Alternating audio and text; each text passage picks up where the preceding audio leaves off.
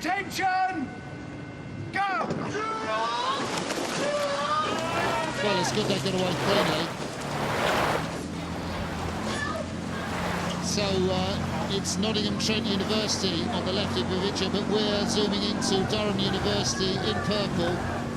The heavier crew in this race, Alex, and well, at least 4 of the Nottingham men have been selected for the light men's quad at the European Students' Games this July. So what difference will that make in these conditions?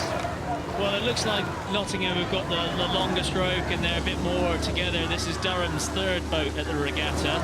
It shows the strength and depth of their rowing club coming back again. But you can see Nottingham just moving away a little bit more cleanly. This is where they have to press the advantage in the 8. This is where they have to really drive hard. If I'm in that seat, stroke seat in the Nottingham crew, you think, right, I need to keep going. I've got to keep my foot to the floor and move away. And there we see a shot of the stroke Ben Evans of the Durham crew. He's the man closest to you. Looking at him is Ben Rich, who's the cox of the Durham crew. And at the moment, that's a very handy lead for the Nottingham Trent crew. I would just say we do get a shot of the stroke of the Nottingham Trent crew. That's Jack McGarver.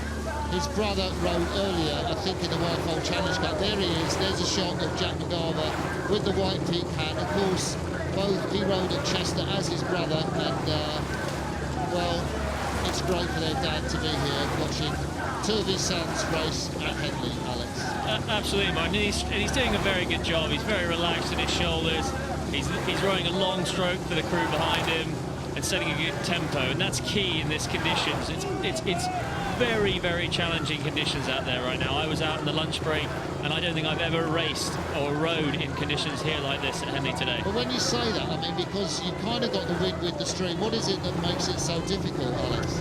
Well, you've got a lot of stream coming down the course, and a lot of the British crews will be familiar with that. But you've got to remember that crews all around the world won't be rowing on rivers with stream like this. So it's flooding down the course and moving fast underneath you, plus the wind against you.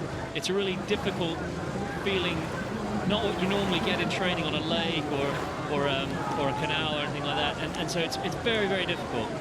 So how much will these men, for example, in Nottingham Trent University, who leading the Durham Nottingham Trent University, how much will they feel that in the middle of this race, Alex? I think the reality is when you're in the race, you've just got to get your head down and row as long as you can and move together as much as you can. It's not about the difference today or tomorrow. It's about getting on with the job in hand, and the crews that let the conditions get on top of them will be the ones that suffer the most. And you can see that a little bit with the Durham crew. They're just getting caught by the wind. The blades are hanging up, and they're not rowing quite as long a stroke. They're still very, very aggressive, and they're not giving up. You caught a little bit of crab there. What do you think, Martin? Yeah, I think when you're down in that position, as Durham are, you're really having to fight against the wind, fight against the stream, and I think a little bit of inexperience when you're under pressure from the Durham 6-man, I think that would be William Toogood. And yeah, Williams raced at Henley before. He's been to the European Student Games, selected for the top 8 at the head of the river, so he does know what he's doing in the 6 seat, and you can see that he's rowing very well and he's driving the boat on. It looks to me that Durham just a little bit of a lighter crew as well, so the wind kind of plays into the hands of the heavier crew in these conditions, wouldn't you say, Martin? Yeah, well, the Nottingham crew have got these guys that are in the lightweights, in the lightweight men's quad, but you know, the centre of their boat, they've got real size and strength in the centre of the Nottingham boat. I just think the Nottingham guys are set up better. They're rowing longer. Durham are trying to be aggressive. You see they're shortened up now. They're throwing everything in, aren't they? They are moving it back a little bit on Nottingham, but it's really a lot to ask as we pass, what, something like about 750 metres to go. Absolutely, that's the great thing to see. You really want to see as a coach, you want to see that your crew's never throwing in the towel, and you very rarely see that in our sport, Martin, which is a great thing. People keep going all the way to the line, no matter what the distance of the gap is. And you can see they've actually moved back a little bit. Nottingham maybe with the foot off the gas a little bit. And that's the danger about this regatta, is if you take your foot off a little bit too much and then the other crew gets a sniff, then the race is back on again. Yeah, so that's Ben Evans in the stroke seat of the Durham crew, who had a little look round just to see if his cox, Ben Rich, was actually calling right, because he'll be calling you moving back at them. The distance is closing, and it can be quite disheartening for a stroke man not being able to see and wondering whether he can trust what the cox is saying. Actually, stroke man of the Durham crew there, Dan Goranka, this is his second Henley ever. So he's got a little bit of experience with the event, and it'll be great to see him, you know, moving the crew on towards the finish. If you're the head coach of Durham, you're looking for the future of the club, and this is a great race for him to be in.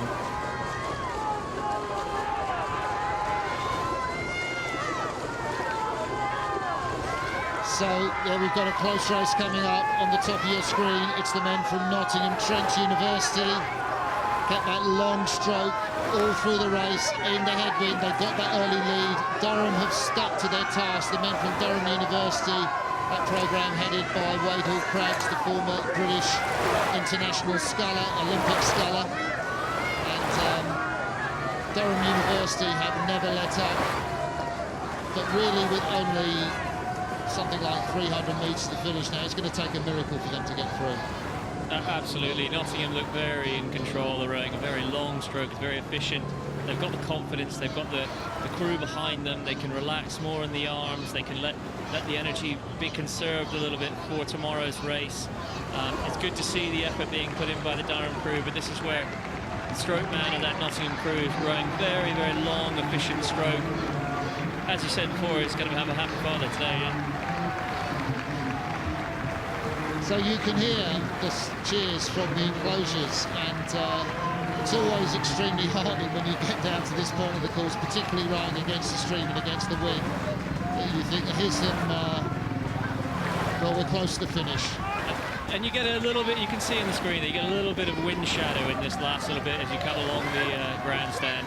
And so the crew leading can just kind of move away as they get out of the wind and sniff the finish, if you like, Martin.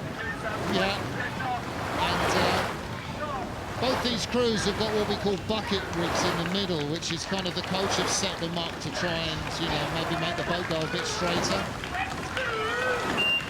Well, perhaps we'll talk about that later as we see Nottingham Trent cross the line. The fist pump from Jack McGarvin in the stroke seat. Durham, exhausted, takes second place. We'll get confirmation as Nottingham cheer their opponents. There's the caption: Nottingham Trent beat Durham University in the Temple Challenge Cup heat.